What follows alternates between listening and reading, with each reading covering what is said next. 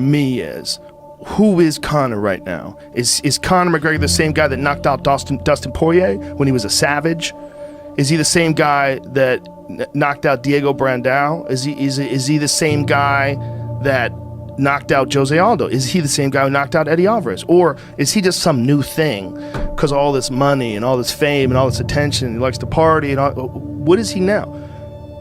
If he is the same guy physically and he decides he wants to let the fucking world know that he can still do it, and who gives a fuck how much money he has in the bank? He wants to let the world know he's here to fuck people up and he's here to reclaim his crown. If he goes into the fight with that attitude, I mean, we could certainly see a resurgence. The question has always been whether or not a rich man has the motivation to work like a poor man. And he's a very rich man. No amount of money will stop my hunger for this and my hunger to compete and entertain and live my life the way I want to live it and the way I enjoy to live it. But I know what I want to do and what I enjoy doing, and this is what I enjoy doing, so I'm going to keep doing it. And now I'm doing it full steam ahead, and I'm in the best shape of my life, mental and physical. So why are you here? What's driving you to come back and fight? The love of competition, the love of this. I would not have achieved the heights that I achieved without the love for the sport, and it's hard to just let that go no matter what number is in the account. So I'm here for the love of competition, and I have a hell of an opponent here in front of me. He has phenomenal records also. I look forward to taking them or getting a hold of them.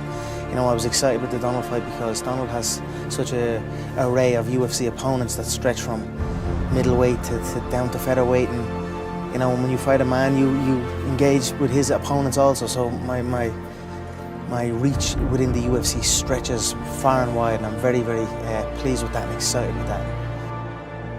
I think Conor can win by knockout. Yes. He's very fast. Yes. His left hand is a fucking piston, and he's sneaky, and he's got nasty uppercuts, and he's got a killer instinct. When he has you hurt, he fucking bombs on you. And the Eddie Alvarez fight is the best example of that. Eddie Alvarez was a world-class fighter, and Conor McGregor took it to him like no one has ever done in his career, tuned him up, made him look like he had no business in the cage with him. But the point is, in go time, Conor McGregor handles pressure as well or better than anyone who's ever lived. He handles pressure so well. Mixed martial arts needs you. Do you need mixed martial arts? Yeah, most certainly. It's a deep-rooted passion of mine, this sport. I love it dearly. I love this company dearly, the Ultimate Fighting Championship.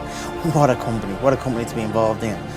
I need this. Of course, I will be involved in this game for my entire life. There's a lot of good stuff going on at welterweight, right? Dana says there's a couple of guys that are too big for me and this and that, and I disagree. I fought at welterweight. I felt very, very good at welterweight. Dropped a much heavier man multiple times over. Outlasted the man also, a known cardio machine at welterweight. So I feel good at this weight, and you know, it's just happy days. It opens up more options for me. So I'm very excited about that. I'm in a great spot, physically, mentally, and I'm prepared. You know, this Saturday, January 18th, I will make more records, I will create more records, and I'm very excited about this one. What have you learned about yourself over that 3-year period? You know, I've learned a lot about myself, you know. It's just every day is a learning experience in this world. And I continue to approach life with a beginner mind, and that allows me to continue to rise. I was not as focused, you know. It was almost like my job was done after that Brooklyn incident. What needed to happen happened, and the bout was just an after effect, and I wasn't fully focused on it, I wasn't fully committed with it, and that led to a different man. And now I have corrected the things I needed to correct, and I'm in a good state of mind with that. This is going to be a phenomenal year. 2020, I'm kickstarting this year big style. I've been talking to a lot of members of your team, and I keep hearing the same thing. We haven't seen him this happy in so long. It's a different Conor. He's so engaged, he's so motivated.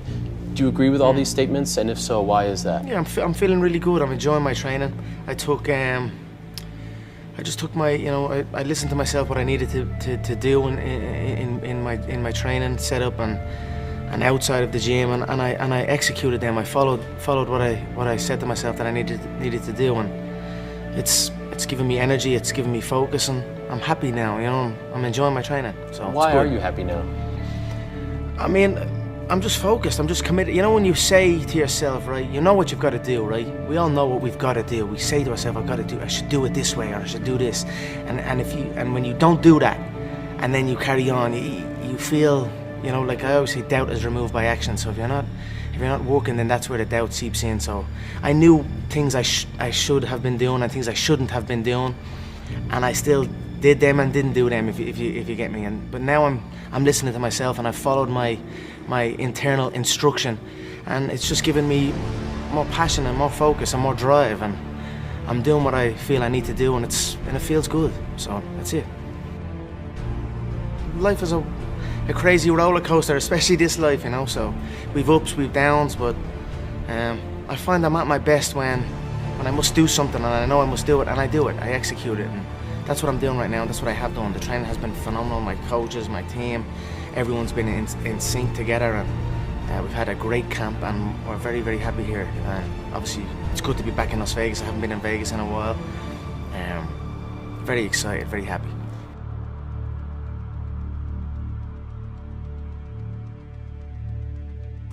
I knew I'd get back. I knew I'd. Sometimes certain things need to happen for you to get things right. So that's what happened to me, and here I am. I've got blinkers on, right? I'm just focused. Nothing can infiltrate my internal thoughts, no external. It's like a lot of the narratives, Ariel, that people say, and it's a crazy game, right?